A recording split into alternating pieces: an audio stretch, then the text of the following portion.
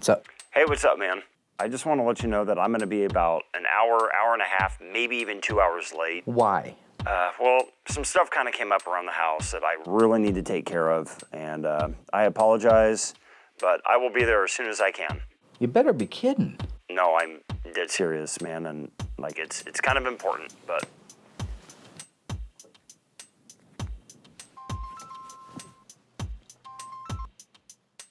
Hello? You gonna hear me? Yes, Turd Ferguson. Oh, I got a load of bad reception here at the hospital. One of my family members got hurt, and so I'm gonna be a few hours late, or may not even make it in today. Oh, okay. I'm sorry. I'll let you know how they're doing. Okay. I hope everything's all right.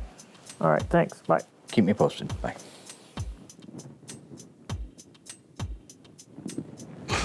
What do you say? It's a deal. It's a go. So kick off. Really mad. Oh my God, this is amazing. What, turn the lights out a little bit? Yeah, please do. Hey, where's the popcorn at? Well, that's definitely not the popcorn there. Yeah. This time on Graveyard Carz. The hood ornament bounces off the hood, hits the windshield. I got the top down. I caught it in midair. So in the case of our Hemi GTX, it's a 4-speed car. So you have 2 axle packages that you can choose from. I know you were at the studio because you got the key. Bubble. There is no bubble. Bubble, bro. We were supposed to be here at 7 o'clock. Remember to work on my car last night? Honest mistake, and why are you getting so pissed off? You don't have a phone? Now see, this is interesting because today these cars are big dollar cars, they're collector cars, but back in the day, somebody was pulling a trailer with this. And that, my friends, is an engine. That is an engine. Got that car coming to get you, Barbara. The unburied dead are coming back to life. My name is Mark Warman. I work with my worst enemy, Darren Kirkpatrick. Give me a gun! And my son-in-law, Josh. Whoa! Along with my best friend, Royal. Well, all right. And our newest team member, Holly. This is exciting. We bring dead cars back to life. If we don't kill each other. Oh, Mark! Oh. It's gonna be a bloodbath.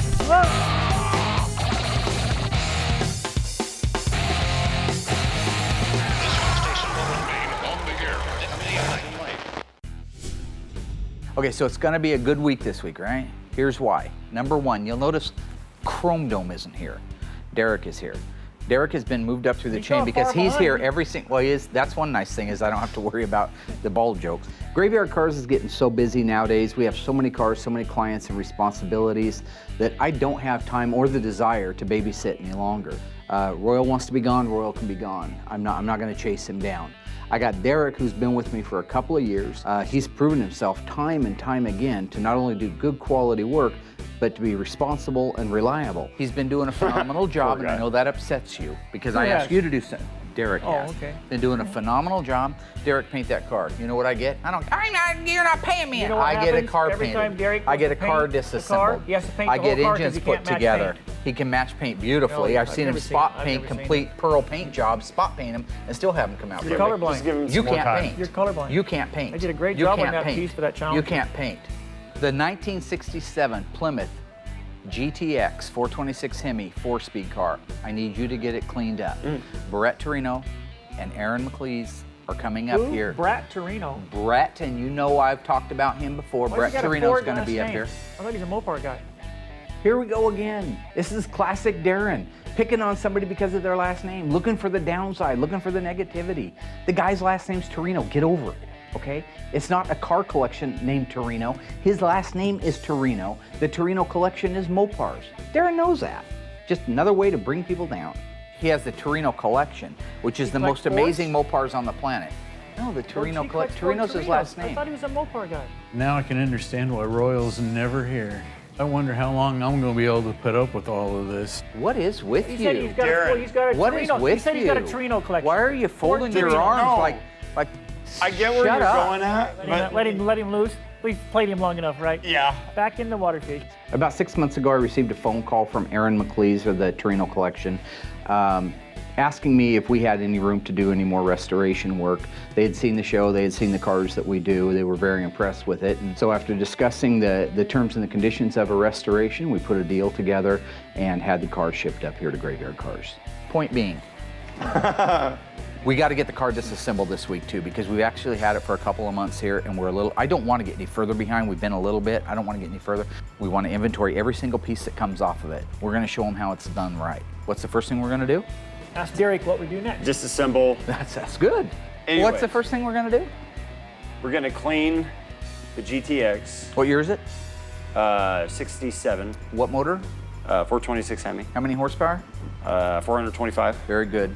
4-speed or automatic? 4-speed. Good. What are we going to do to it? We're gonna clean it, And then what we're going to do to it? raise it up on the bin pack. Let's go start getting the GTX ready. Okay, you ready? Let's go.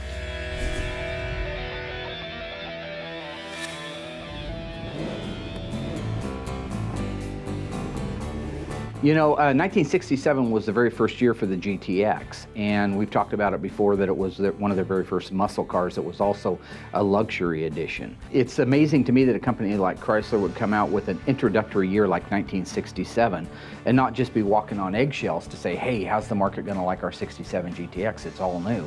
They said, fool you, I don't care if you like it or not. We're gonna put a 426 Hemi in it and we're gonna make it convertible. And if you don't like that, we're gonna put a 4-speed in one too. So Mark wants me out here working on the 67 GTX Hemi convertible car for Brett Torino. I gotta say, downright, this is probably one of my favorite cars. Not only because it's a Hemi car, but because they've only made 17 of them. Never wanna do this with a dry rag. Make sure it's damp. Or she'll scratch the car. Along with all the other 30,000 things that we have to do here, getting this thing disassembled is definitely a priority that needs to be taken care of, but I don't see it happening. You know, Mark's not out here helping out like he should be. I understand his place is in the office now, keeping the chair warm. Brett is one lucky man. That's all I've got to say. God, I love this car. I'm gonna get the hoist going, lift it up in the air, and haven't heard anything else after that, so I guess I'm kinda gonna wait for what Mark has in store. Moving up.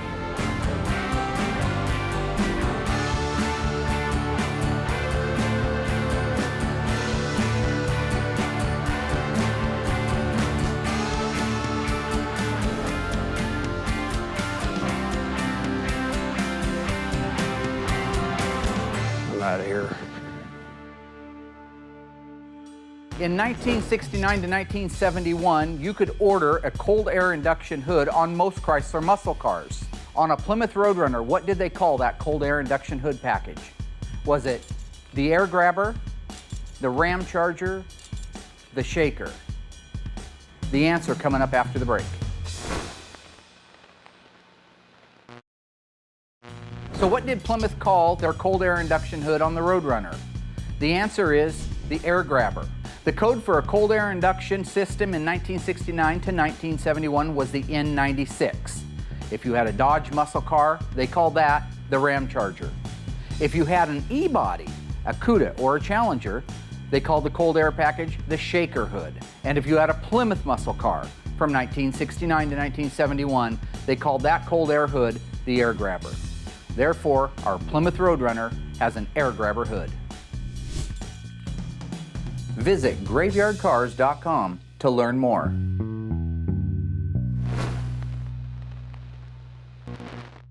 Not only do I have to deal with Darren and Josh calling in to work saying they won't be here, I also have to find a replacement for Royal who's missing in action. And I have to get the 67 Hemi GTX prepped and ready for the owner's visit. And after that, it needs completely disassembled.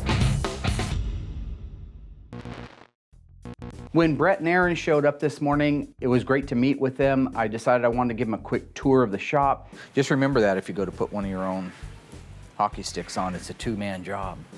My name is Brett Torino. I'm Aaron McLeese. Aaron and I work together in a collection that I own, and primarily Mopar cars. I've had a love for Mopar ever since I was a young man.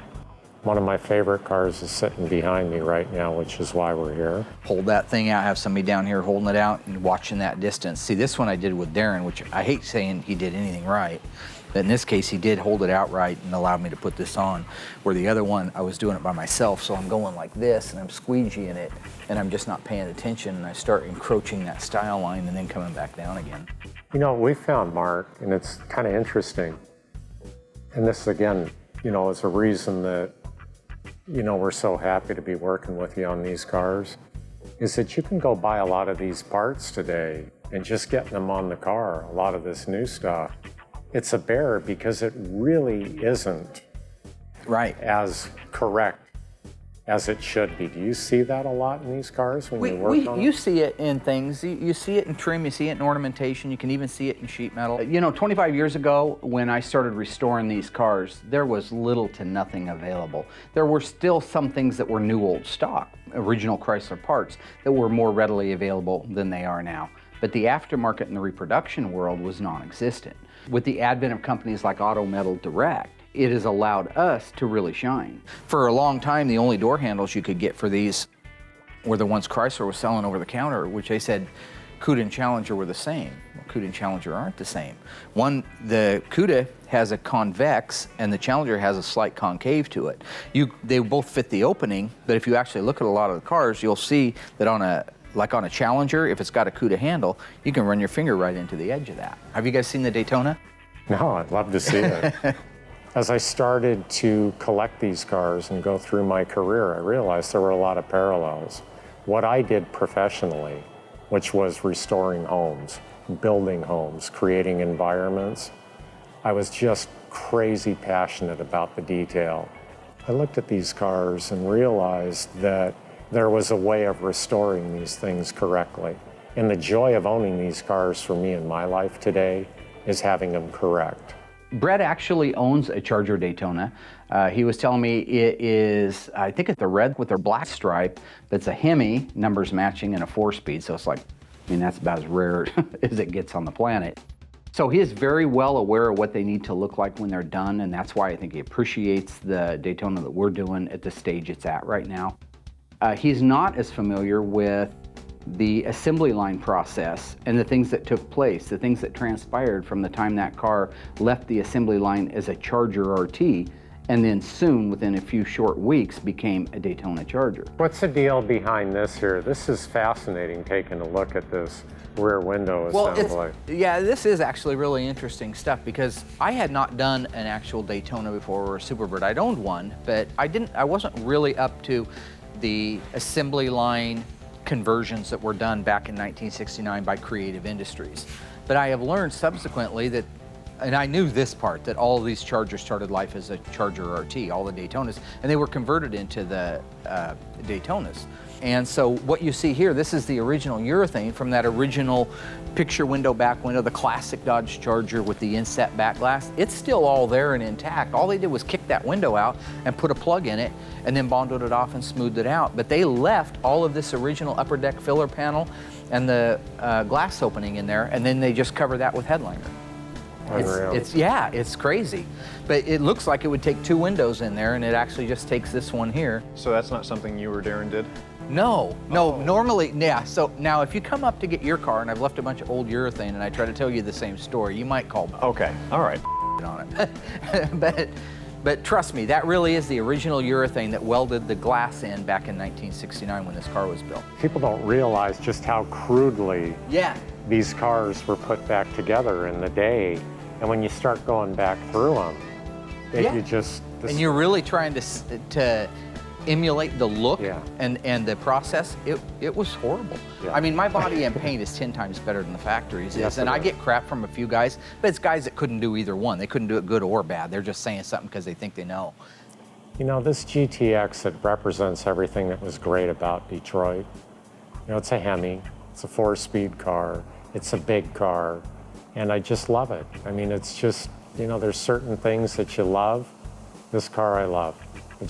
I love everything about it. I love the way it rides, the looks, and it's just a gorgeous car.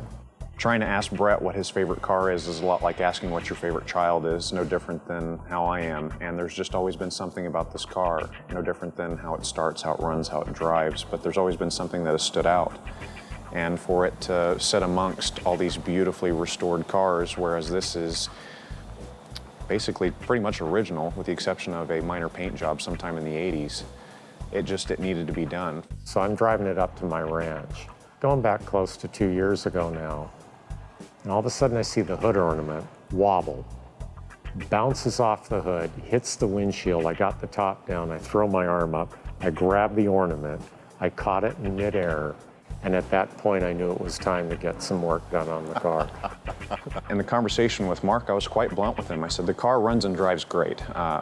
Even compared to modern fuel injection, this car is turnkey. You get it and it will start for you every time. The one thing that you are not to touch, Mark, because there are a lot of holes in the desert in Las Vegas where we're from. You don't touch the exhaust. Aaron loves the sound of the GTX. It does have a different exhaust system on it than it came with from the factory, and he wants to make sure that that car, even though the rest of it is 100% OEM correct, he wants it to sound the same. The car sounds amazing. I want to keep the sound. If you touch the sound, you might have an accident at work. Thanks so very much for your time. I really appreciate it. Thank you very much. It's Pleasure. great to see you as my always. God, Josh. Good to see you, man.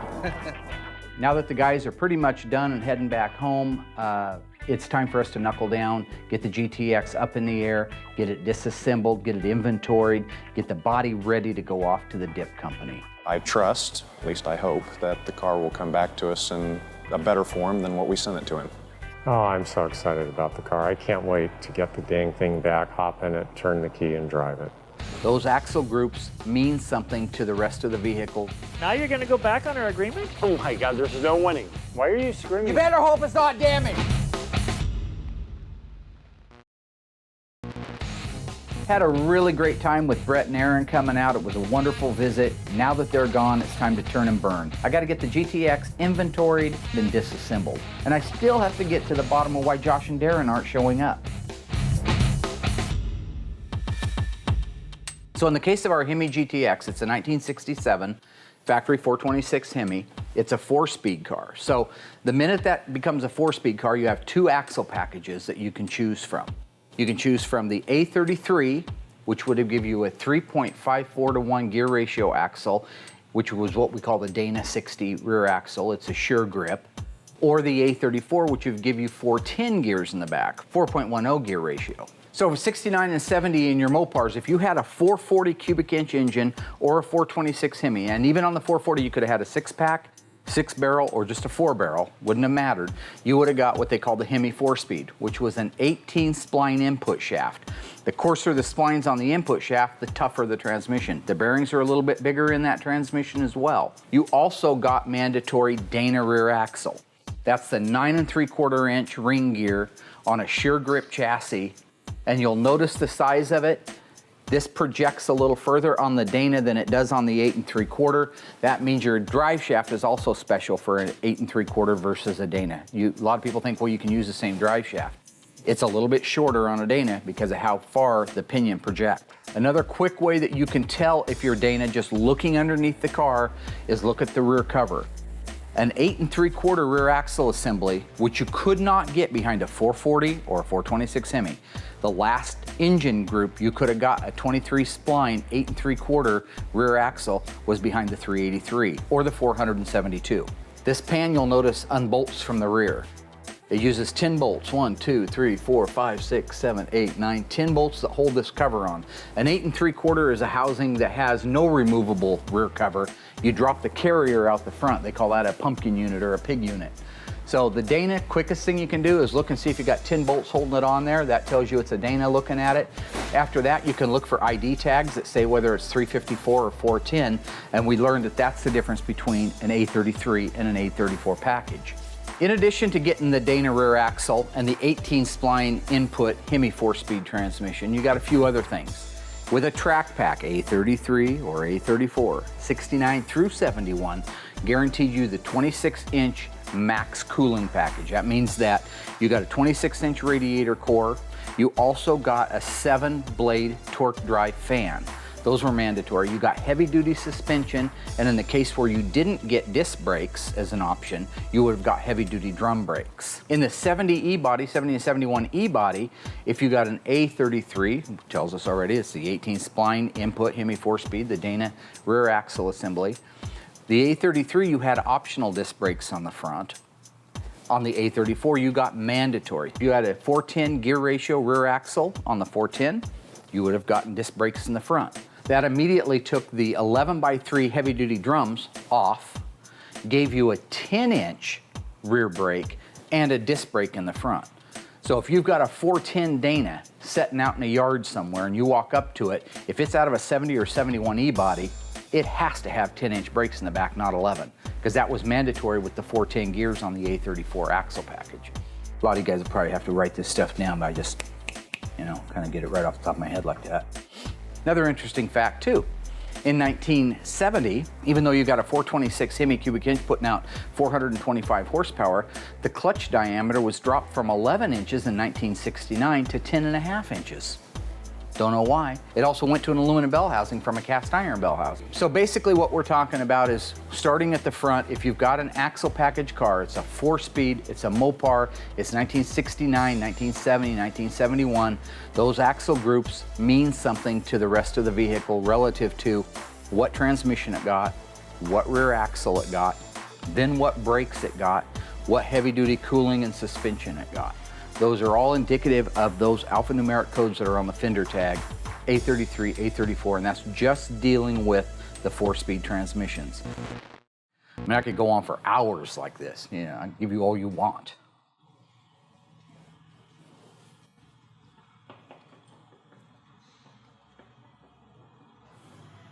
Cut.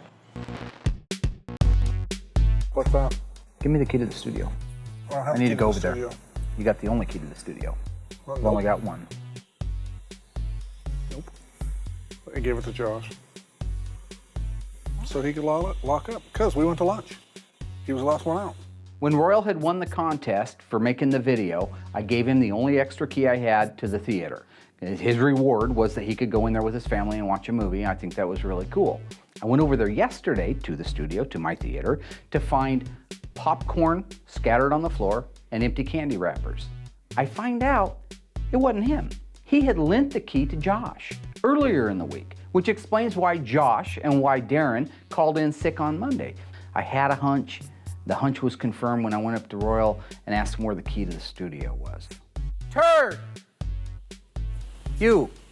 Yes, Mark. Get all your personal stuff done? Get all your personal things done? Yeah, why? Well, Why are don't you walk getting away so from close me. to me? I'm asking you a question. You get everything handled? All the stuff? Yeah. Really? Okay. Everything okay? Do I need to change your hours around? What's the deal? They were over there defying my wishes, lying to me, watching movies on their own like they were entitled to it. Nothing makes me madder than that. I think that's lying. I think it's chicanery. And, I put a security system in at Graveyard Carz. I'll put one in at the theater. It doesn't matter to me. Okay? If I can't trust you, then I'm gonna watch you. Because I know you were at the studio because you got the key. Bubble. There is no bubble. Bubble, bro. Royal's stupid. He can't say no. I don't think Josh took advantage of me. He didn't ask me for it. So he lent you the key and that's what you guys was doing. Mark is a huge overreactor. You violated an order, a direct order, which if this was Gitmo, you'd get a code red. You're damn lucky it's not. Given I kind of did tell a little lie, but I mean, if I would have told him where I was and what I was doing, he probably would have drove down there and tried to manhandle me out the door. Darren told me to. It was all Darren's idea. Darren told you to jump off the building. Would you jump off the building? No, that's completely stupid and asinine. No, I wouldn't do that. LA cars are different. Why I are didn't you know in that. here when I asked you to be out there and start working on the Charger? Nice look. I'm looking at- Congratulations, Rupert. I'm looking at decals. Nice placing on feet, doors and nice stuff. legs, nice look. What you're dealing with is you're dealing with a couple of guys that are blaming the other guy. So one guy's guilty and one guy's a patsy, according to them. Did you really coerce Josh into getting the key from Royal so you guys could go in the studio and watch a movie? And that's really where you were what at? What are you talking about? Well, I said, where'd you get that? He goes, Mark said it was okay to watch a movie, so I got the key from Royal. So do you want to go watch a movie? Mark said it was okay. So Josh tells Darren that I told him that it was okay, and that's what made him go over there and do that? Because you guys been working hard and everything, and go take a couple hours off, watch a movie, have a little bit of fun for once. Have some popcorn, eat some candy bars. Susie said it was okay to have some candy bars and stuff, so, well, why not? If I said it was okay that they go over and watch it, then why would they need to call me and make an excuse? Well, you know, when Mark called, I thought Mark was just playing a joke on me like he didn't know where I was, when really I thought Mark knew where I was. Called me and told me you had an emergency at the hospital, and I was empathetic to that. Did I call him? Yeah. I don't know. I have to keep making up stories here. I have a Who went to the hospital? I'm sure there must have been one of my relatives somewhere that was in the hospital. You just made the list. No, I don't mind. I don't mind that they weren't here this morning. I don't know what they were doing. Now I got to go over and figure out how much candy they stuffed in their fat little faces and how much popcorn's missing. I think Mark is overreacting. Hanging out, trying out the theater chairs, see which one they like so they can put their name on it. I shouldn't have to pay for that. I hope they didn't eat up all the popcorn. I shouldn't get stabbed in the back and have to buy the knife that went in. Because I would like someone to get there. True or false? The famous hockey stick stripe was only available on the 1970 Plymouth Cuda. You have to cut me after the break.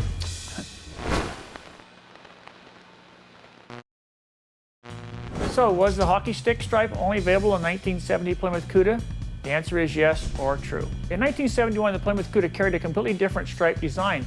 It was commonly known as a billboard. It covered approximately 2/3 of the rear quarter panel and a portion onto the front door, which also included the engine callout on the front portion of the door. Visit graveyardcars.com to learn more.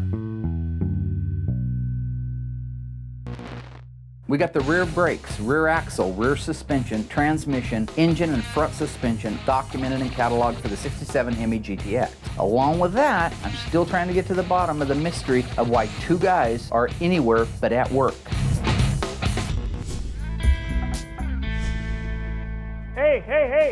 Hey. What's the deal? No, what's the deal? Is that how you're gonna stop me? Hey, where were you? What do you mean, where was I? Last night, 7 o'clock.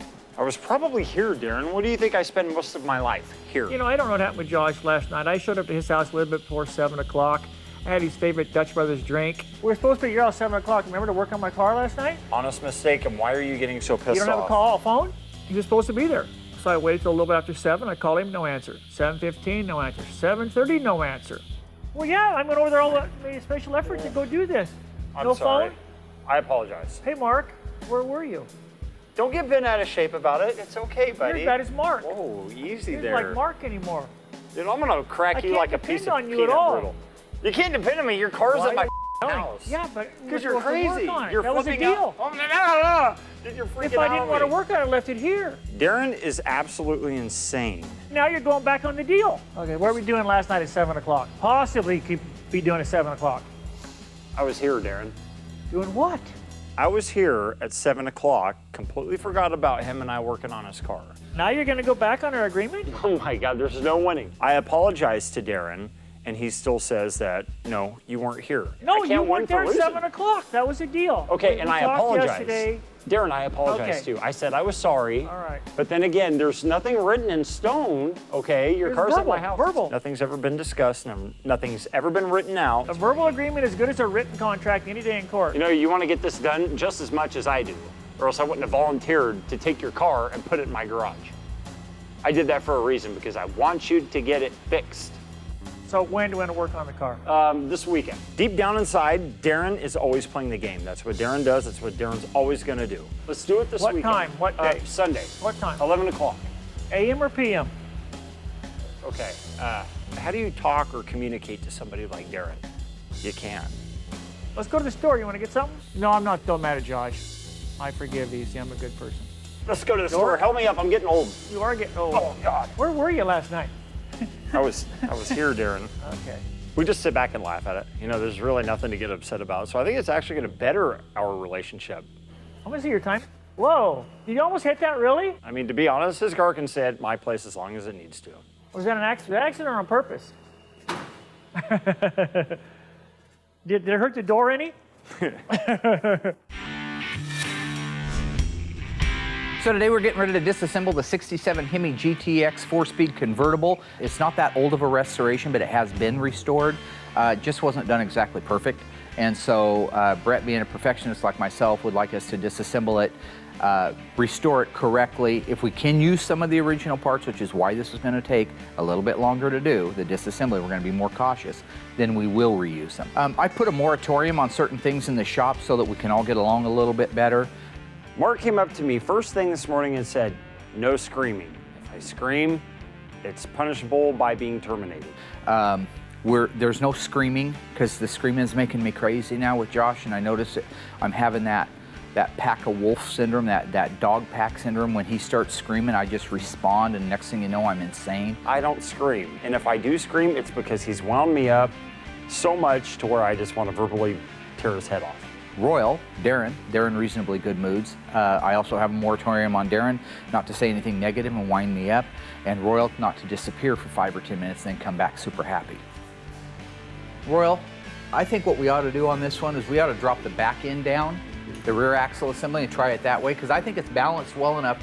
That's only probably like 400 pounds or 500 pounds. Whereas when we pull the front ends out first, that back end's just enough to tip it. So let's take the rear differential out of it. That'll mean we need to get a slide plug for here, a yoke to slide into there, okay? Okay. So get me a yoke to slide into it out of one of the other cars we've taken the motor and transmission out of lately, and get me a drop light. Okay. Royal, you guys start rounding up tools. Do you record the sound of the engine? The one thing that you are not to touch, Mark, you don't touch the exhaust. Well, apparently he installed a camera here. Was that here last time? I want to record the exhaust system on this car. Why are you screaming? You better hope it's not damaged!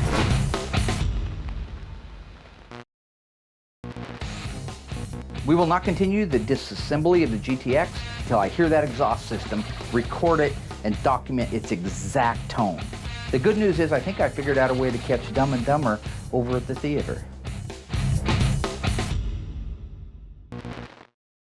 Sound boy. God dang it. I need your help. I actually almost overlooked one of the most key details, which was that exhaust system and the sound. After Aaron had told me how important it was to him, I decided that I would just catalog the sound digitally. I want to record the exhaust system on this car. The owner wants to sound exactly the same as it is right now, so I can't even change the exhaust on it. He loves the sound of it. That's all I know. He loves the sound of it, and that's what I've got to put back. I'll detail it, but it needs to sound the same. So if he comes up here and says it sounds different, I'll be able to show him the graph of exactly, it's the exact same duplicate audio, just the CSI stuff. Got that, Soundboy? So I had Soundboy come over, put the microphone against the two pipes, measure it at 1,000 RPM, 2,000 RPM. Then we can put it on one of those funny graphs that shows all the peaks and everything, so we can actually look at it that way. I'm gonna probably want it like right here in the middle. That way, it'll take both audios and put them together. He can't say the left pipe's louder. I mean, they're great guys, but I ain't dying for somebody's exhaust not being the same. There's no way I'm going down for the wrong exhaust. You know, I'm a businessman. You know, Chrome Dome thinks it's so damn funny when he scares people. It's immature.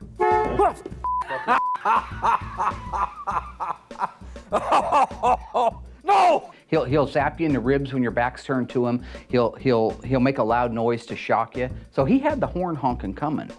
Oh, I got you! Good! That's a payback for the other day. I just wasn't actually intending it to hit Royal. I didn't realize that his head was closer to the horn than Darren's. It was actually intended for Darren. But yeah, that's payback. That's great. Nothing makes me happier.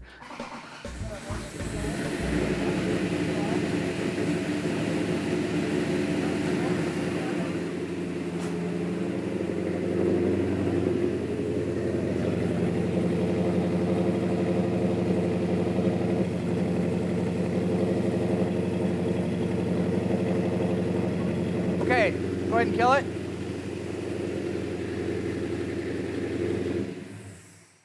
I got solid lifters in Doc, yeah, solid I lifter. can hear them rattling, yeah. I like it. Sounds good. Document in your file that is at 2,000 RPM, a steady 2,000 and a rev to 3,500. Okay, let's get this thing apart. What are you waiting for, Alice? Raise it up, Chrome Dome. You get the light? Yes, I did. Did you see me scare Royal? Then we want it down. We're gonna take the rear axle out of it first. Okay. Where were you? Were you not there for that? Sorry, Mark. Well, can I lift this up a little higher? Well, I won't be able to reach it if you do. Okay, well, you know, I'm straining my back. You're 30 years old, man. I don't care. I don't want to start strain that my back. crap. If you head down that road, you're Darren in 6 months. Okay, well, now here's the part where I would scream at you. All I'm asking is, can I lift this up? How about you don't do anything, you just fetch us stuff as we need it. I need a box to put the rear suspension pieces in, preferably one of the plastic totes somewhere. Good. Glad we're on the same page for once. He keeps pushing me to the point to where I want to scream at him and tell him to shut the hell up. But, you know, I'm not going to stoop down to his level. They say the first step to recovery is admitting you got a problem. Josh doesn't want to admit it. That's fine. But I have seen that there are support groups for screamers. Mark's an antagonist. I'm going to break his nose. Well, now see, this is interesting because today these cars are big dollar cars, they're collector cars. But back in the day, somebody was pulling a trailer with this. That's cool. I mean, that's what they were built for. They were utilitarian vehicles. One nut holding those in.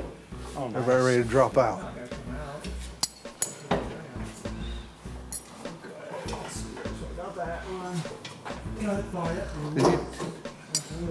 Did you take the shocks out loose up here at all?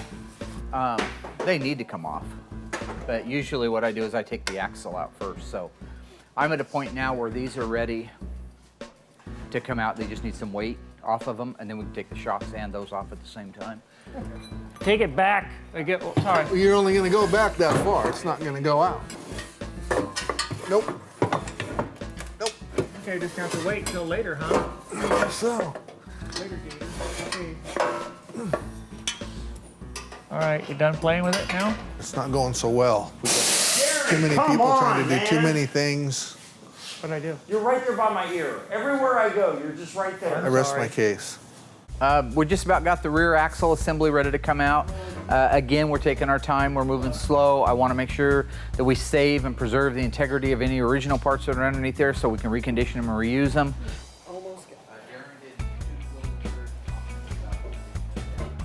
There it goes. Okay. Straight up, D, slowly. Okay, here we go.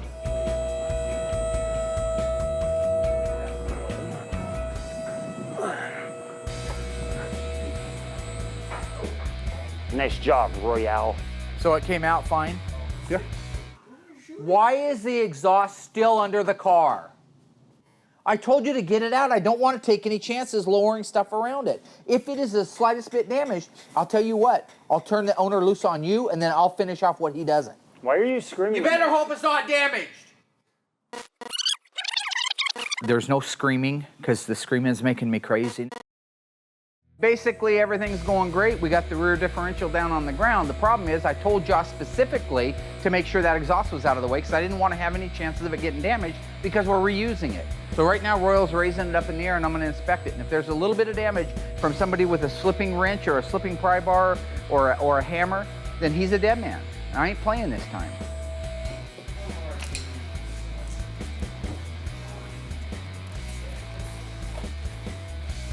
He got lucky. He got really lucky. There's no damage. You hear that, Puco? You got lucky, friend. Next time when I ask you to do something, do it.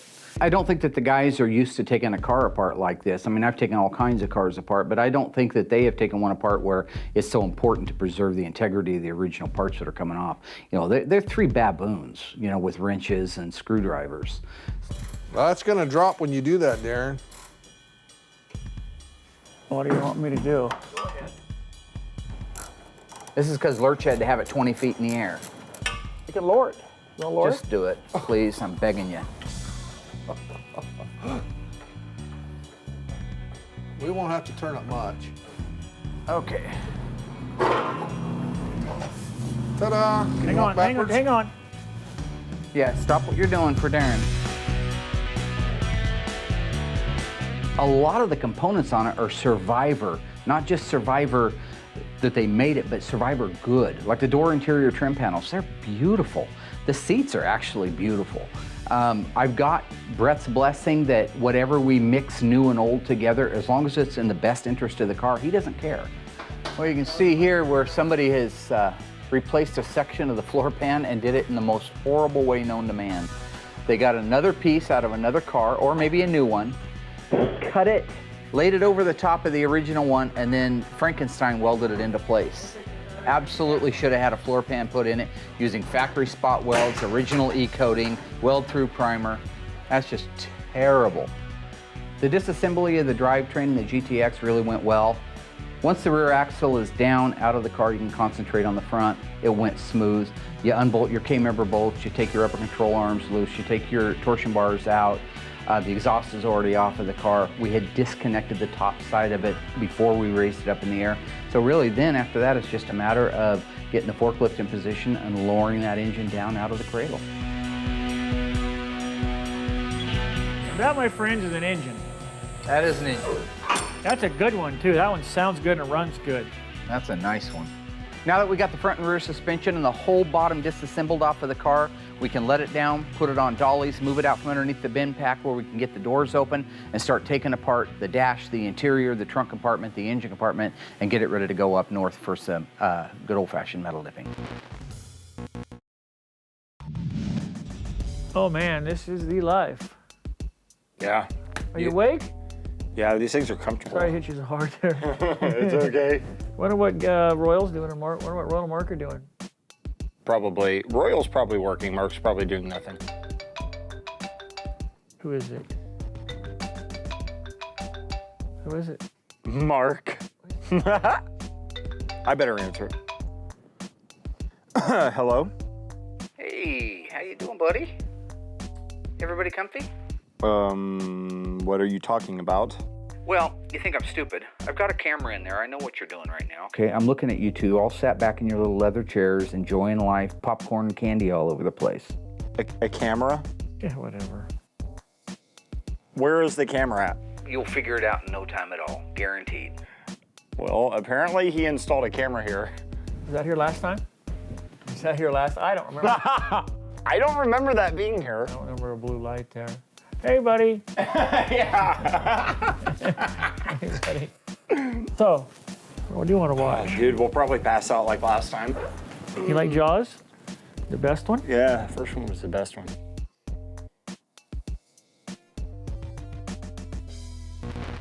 I think we had a good week. I think it's kind of week that you really like because we didn't have to do a lot of physical labor because you're a lazy person. But we got a lot done in the big picture of things. Biggest thing to me was getting the Hemi inventoried, disassembled, meeting with Brett and Aaron. Really great guys. Really nice guys. Congratulations, Nice chat by with the way. You understand that he's got chunks of guys like you in his stool, and you're making fun of his last name? I didn't make fun of his I'll last give you a name. piece of advice. What did I say about his last name? You kept saying he collects Torinos because his last name's Torino. I didn't do anything wrong. Make you disappear. It's not my fault he likes Ford Torinos. He doesn't. The point is his last name's Torino, you idiot. He's a Mopar lover. He has 2 of the 11 1971 426 Hemi 4-speed convertible Cudas. So that means there's 9 others out there he doesn't have. Yeah, that does mean there's 9 others out there. You want to go buy them all, Cool Breeze? No, I don't. Yeah, I didn't think so. And your little trick at the studio, nice work. Got to get up a little earlier now, huh? Yeah. Next time you call me and tell me somebody's sick in the hospital, I'm not going to show you any sympathy There was at all. somebody sick in the hospital somewhere that's a relative of mine, no matter how distant it may be. Somewhere. But you lied. You lied so you could get into the studio because you wouldn't do your homework, just like you did in school when your mom and dad bought you good grades and they bought you your diploma and they bought you the fuel for your car. Daddy, I'm out of gas. Oh, here, son. Do you need another car? I didn't lie to get in the studio. Josh had a key. Just open the door. You lied to me when you called and said that you were at the hospital with somebody sick. Idiot. Okay. Anyways, their movies were good. Popcorn was good. Candy bars were good. Thanks. Were they good? For the candy bars, yeah. With everything, you have a good time? Oh yeah, I had a real good time. And you want to share everybody what your penance for your puppet show is? Sure. Do I have to?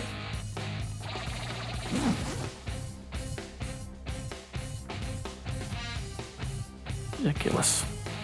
That's why I got this on. Next time you'll know better, won't you? No. Why do you have an orange mustache?